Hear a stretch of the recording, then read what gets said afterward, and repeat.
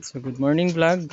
So our vlog for today is deworming and tips and things to do before deworming our pigs. Ito yung mga pigs natin. So our practice here is we deworm it in the morning around 7 in the morning kasi hindi pa sila busog yung ating mga biik. Kaya yun, para malabas nila yung yung ano, kung may ano ba sila, may bulate. So ito sila guys, so we just feed them a little so that they will not magingay. So ito yung mga pigs natin. These are 3 months old since birth. So yun yung mga mother nila. Tayo, so yung ginagamit namin for deworming is injectable, so ivermectin.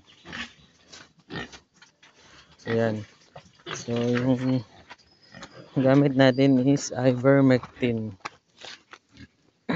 So this one, wormbectin, manufactured by LCPI. So the dosage is so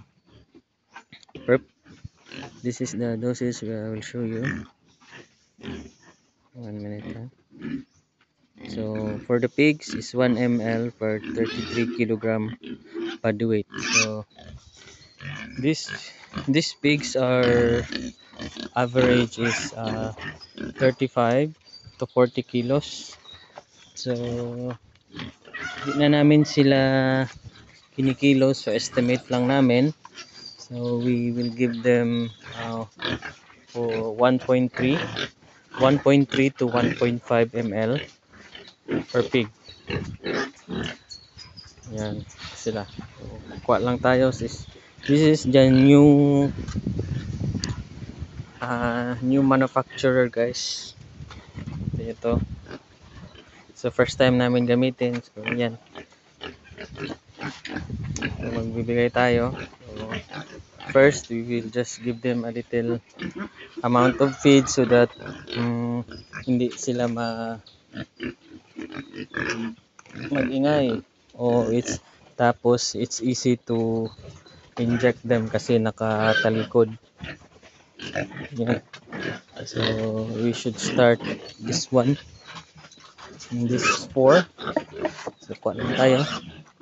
This is yung ano natin, injectable. So wala tayong kasama kaya kulang muna. Ipakita natin. Yan, kuha lang tayo dito guys.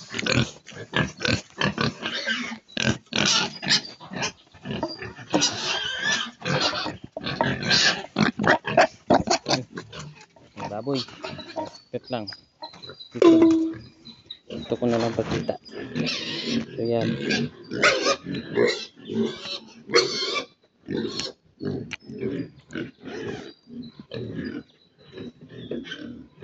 make sure na full tapos walang bula yung ating kuha.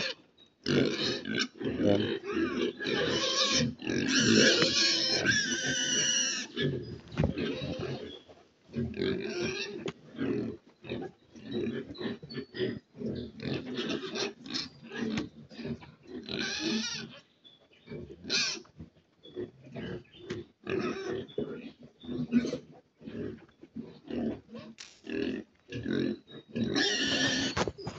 So itong syringe naman natin guys is meron naman siyang adjust kita.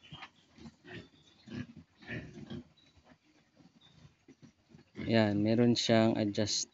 So doon ka mag-a-adjust kung ilang ml yung bibigay mo. So it's easy na lang. Gagawin natin, so 6 siya, doon siya sa 6. So lalagay natin siya sa, ito yung adjust niya. is nasa 1.3. So para madali na lang siya, check lang natin. Yun, it's 1.3 to 1.5. So we will check ang unahin natin yung malaki. Ito yung malaki. So first lagyan natin ng feeds para hindi sila matakot. Hindi sila takot kasi yung mga mother nito is takot mag, so spread lang natin para at least hindi sila parang wala lang pag nag-inject tayo. Yun. So ito yung first natin na gagawin na inject.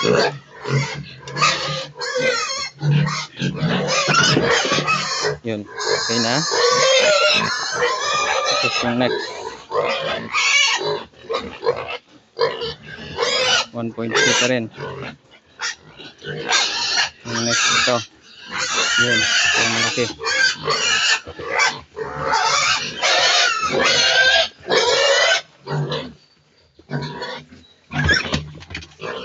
Yun, yun lang muna yung natin guys.